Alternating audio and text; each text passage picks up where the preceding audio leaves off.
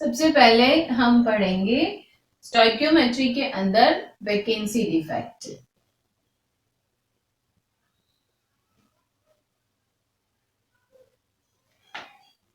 पहले मैं आपको बताती हूँ वैकेंसी डिफेक्ट के बारे में। अब वैकेंसी डिफेक्ट जैसे मैंने आपको बताया,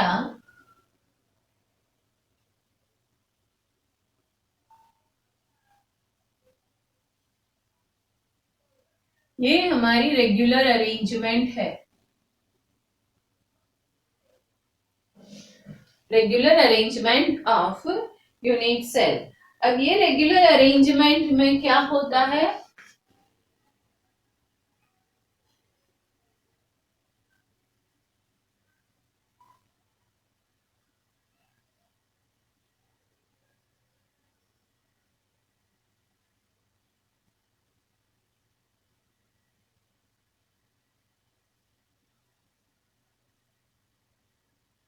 यहाँ आप देख सकते हो स्टूडेंट, ये जगह वैकेंसी क्रिएट हो गई जिसे हम नाम देते हैं वैकेंसी डिफेक्ट। वैकेंसी डिफेक्ट किसमें दिखाई देती है, तो नॉन आयनिक क्रिस्टल में दिखाई देती है। अब यहाँ पर डेंसिटी क्या होगी,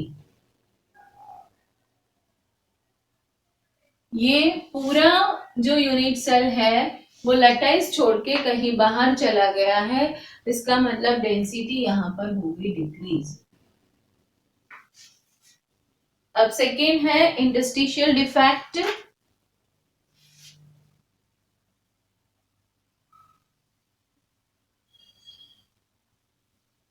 इंटरस्टिशियल डिफेक्ट में मैंने क्या बताया था स्टूडेंट, ये भी नॉन आयनिक सब्सटेंस में दिखाई देती है।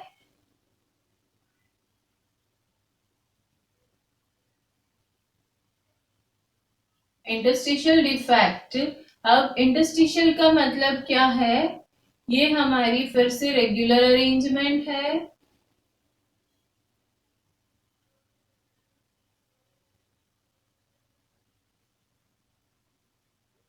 स्टूडेंट आपको यहाँ पर हर एक जगह में आप देख सकते हो कि थोड़ी थोड़ी जगह दिखाई दे रही है।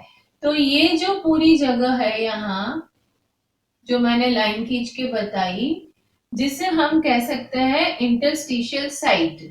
स्फीयर होने की वजह से वो वहां पर जो वर्ड क्रिएट हुआ और वो वर्ड को हमने नाम दिया है इंटरस्टिशियल साइट। अब यहाँ क्या होगा स्टूडेंट्स, ये नॉर्मल रेगुलर अरेंजमेंट है और अब यहाँ पर हमारे पास में जब डिफेक्ट क्रिएट होती है तो क्या होता है,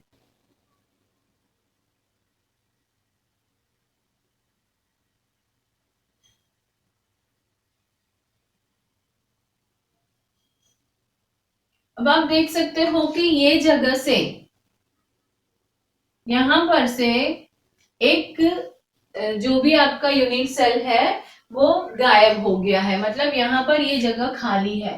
तो वो कहाँ आके जमा हो गया, कहाँ आके बैठ गया, तो ये जो मैं आपको यहाँ डार्कन करके बता रही हूँ वहां पर आके वो बैठ गया है। मतलब कि उसने अपनी ओरिजिनल जगह छोड़ दी पर वो आ गया कहाँ, इंटरस्टिशियल साइट में। तो वो है लेटाइस के अंदर ही, इसीलिए यहाँ पर डेंसिटी में नो चेंज, डेंसिटी में कोई फर्क नहीं आएगा।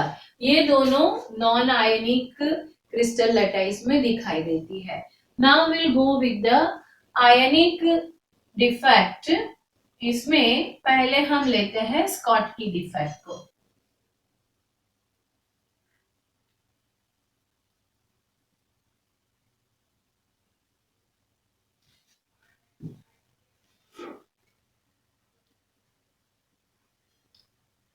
स्कॉटकी डिफेक्ट हम ले रहे हैं।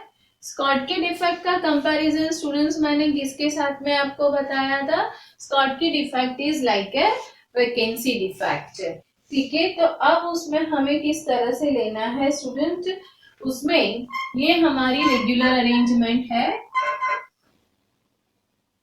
पर यहाँ आयनिक डिफेक्ट है, मतलब ये आयनिक है तो ये cation anion, cation anion cation और एनायन। ये रेगुलर अरेंजमेंट है। अब यहाँ पर से जब डिफेक्ट क्रिएट होती है तो क्या होता है?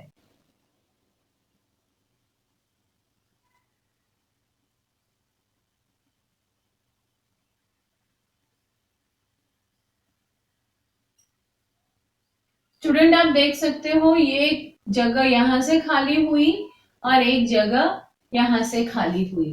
मतलब ऊपर की लेयर में से अगर कैटायन रिमूव होता है तो वो क्या करेगा? वो नीचे के लेयर में से एनायन को भी लेके ही रिमूव होगा। यहां से अगर कैटायन गया है तो क्या होगा? नीचे के लेयर में से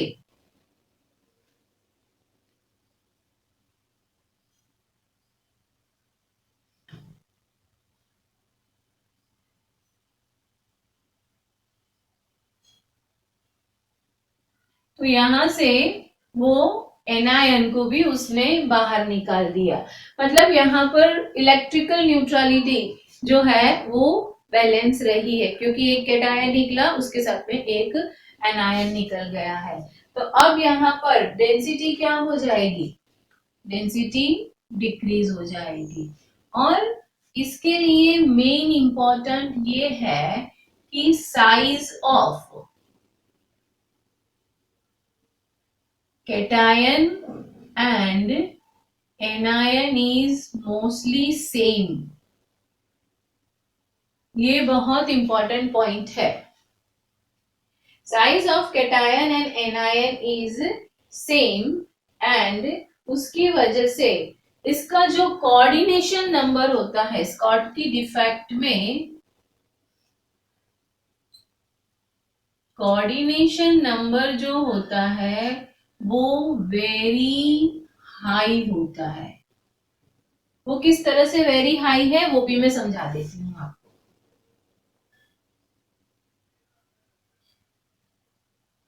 कोऑर्डिनेशन नंबर का मतलब क्या है?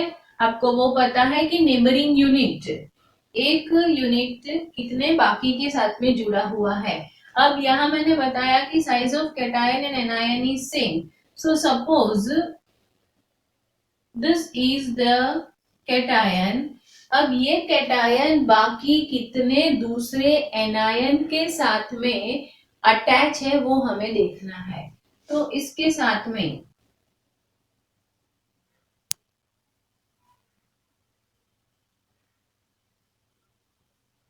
ये अज्यूम करवा रही हूँ स्टूडेंट, ये एग्जैक्ट नंबर की बात नहीं हो रही है, और वेरी हाई जो मैंने लिखा है उसका मतलब आपको समझाने की कोशिश कर रही हूँ। तो दिस ऑल आर एनायन।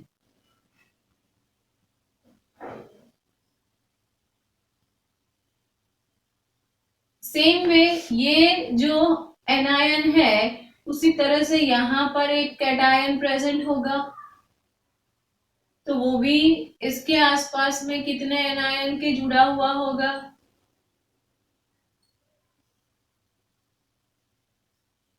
ये सिर्फ आपको अज्यूम करना है कि किस तरह से वो वेरी हाई है।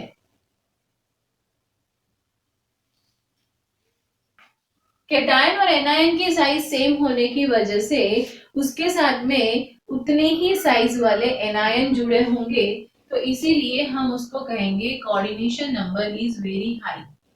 यहाँ एग्जैक्ट नंबर की बात नहीं हो रही है। कोऑर्डिनेशन नंबर का मतलब होता है नेबरिंग यूनिट सेल। तो स्कॉटकी डिफेक्ट में ये होता है इलेक्ट्रिकल न्यूट्रलिटी बैलेंस रहती है, क्योंकि दोनों कैटायन निकलेगा तो एनायन को भी लेके जाएगा, और दोनों की साइज सेम होने की वजह से कोऑर्डिनेशन नंबर हाई होता है। अब लास्ट वाली जो है वो है फ्रेंकल डिफेक्ट। फ्रेंकल डिफेक्ट का कंपैरिजन हमने किया हुआ था इंटरस्टिशियल डिफेक्ट के साथ में। अब फ्रेंकल डिफेक्ट में क्या होता है? ये हमारी नॉर्मल अरेंजमेंट है।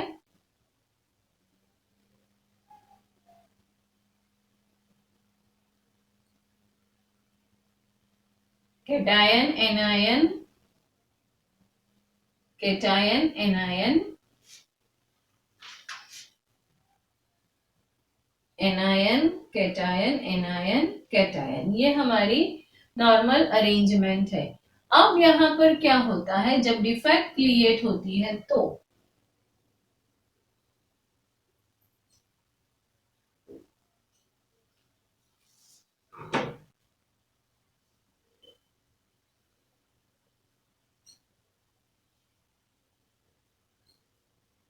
अब जब डिफेक्ट क्रिएट हो रही है स्टूडेंट्स, तो यहाँ पर आपको एक जगह खाली मिल रही है।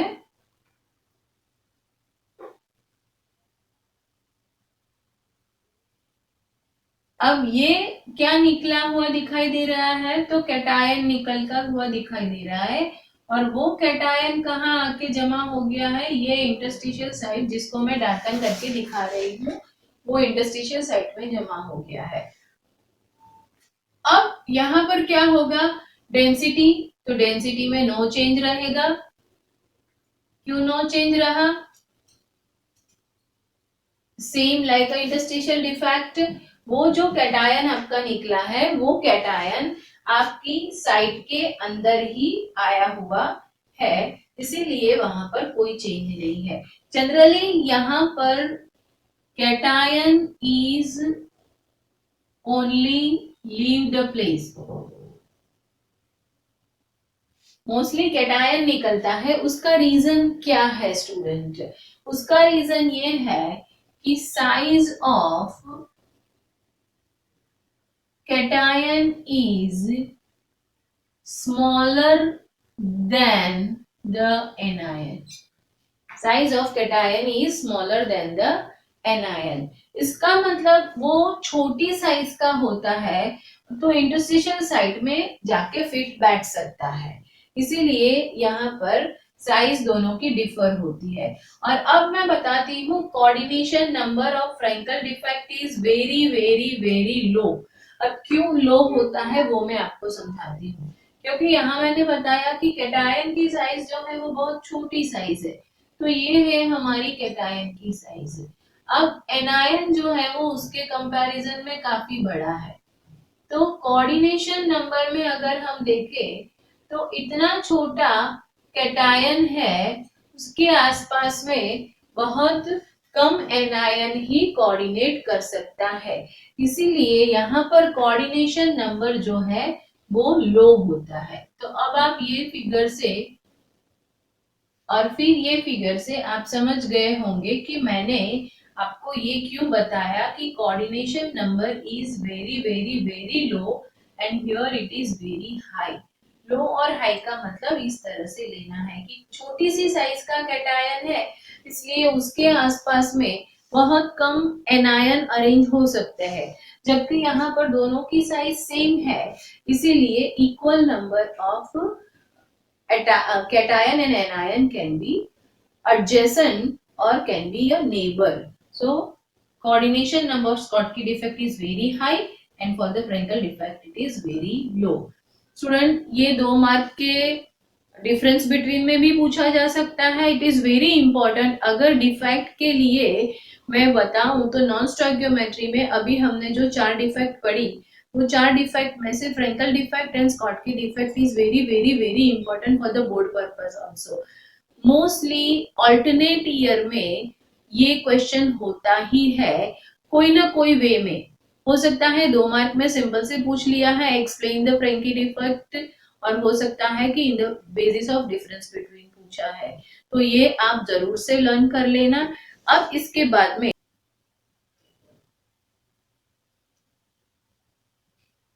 Student, metal excess and metal deficient defect for the non-stoichiometry.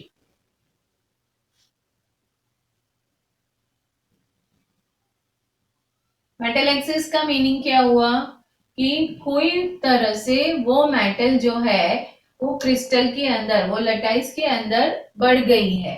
और डेफिशिएंट का मीनिंग क्या हुआ, वो कहीं ऐसा कंडीशन क्रिएट हुआ कि जिसमें से वो मेटल का प्रपोजन, अब यहाँ पर मेटल की ही बात हो रही है, मेटल की बात हो रही है मतलब कैटायन की ही बात हो रही है, because we know that generally cation is only having the positive charge and cation is the metal forms the cation by donating the electron. तो यहाँ पर हमारे पास में है मेटल एक्सेस डिफेक्ट। अब मेटल को एक्सेस करना है। मेटल एक्सेस किस तरह से हो सकती है? एक ऐसी कंडीशन क्रिएट करो कि एनायन की डेफिशिएंसी हो जाए, ठीक है ना। कैटायन को बढ़ाना है, मतलब मेटल को बढ़ाना है, तो मेटल बढ़ाने के लिए एक कंडीशन वो कर सकते हो कि एनायन को डिक्रीज कर दो। तो एक कंडीशन हो सकती है आपके पास में एनायन की वैकेंसी क्रिएट करो, एनायन की वैकेंसी क्रिएट करो। और उसके बाद में दूसरा क्या कर सकते हो आप? दूसरा आप कर सकते हो उसमें कि मेटल को एक्सेस करो। तो इस तरह से हम ये क्रिएट कर सकते हैं। अब एनायन की वैकेंसी किस तरह से क्रिएट हो सकती है? तो एनायन की वैकेंसी दो तरह से मैं क्रिएट कर सकती हूँ। एक तो है ऐसा कि वहां से वो एनायन जो है उसे हम निकालने की कोशिश करते हैं, और दूसरा अगर हम ऐसा करते हैं कि कहीं से कुछ ऐसा पसार करे कि जिसकी वजह से वो एनायन निकल के कैटायन अंदर ऐड हो जाता है। तो इंटरस्टिशियल साइट के अंदर एक हमें ऐड करना है और दूसरा हमें ऐड करना है कि कैटायन को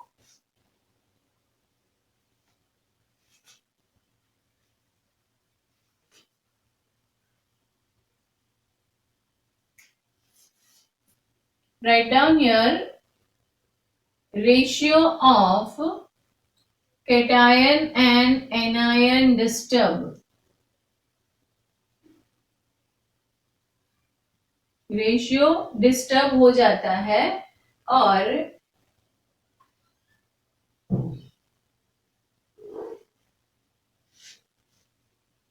किस तरह से?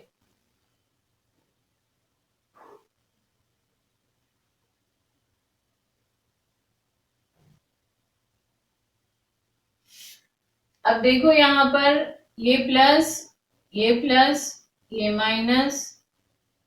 अब आपको यहाँ क्या दिखाई दे रहा है? ये जगह खाली पड़ी हुई दिख रही है, ये जगह खाली पड़ी जिसे हम कहते हैं F centre. F centre, F centre की वजह से क्या हो रहा है स्टूडेंट? ये जो एफ सेंटर है वो आपकी जगह जो खाली पड़ी है वो आपके मेटल को कलर देता है, gives colour to the metal,